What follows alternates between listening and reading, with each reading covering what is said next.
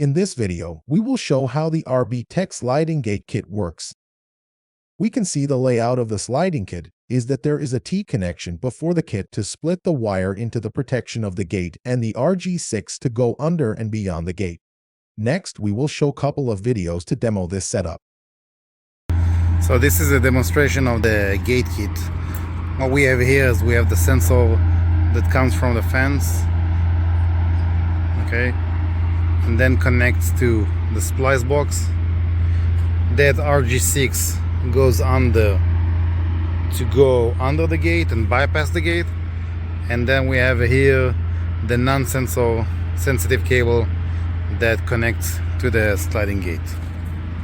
From here there is a spring-loaded side that you see the gate is mounted beyond the most open part of the gate,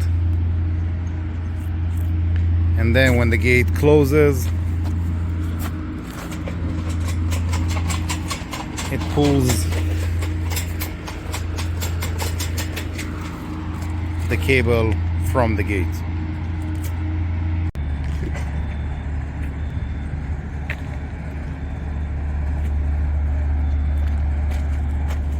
Close it.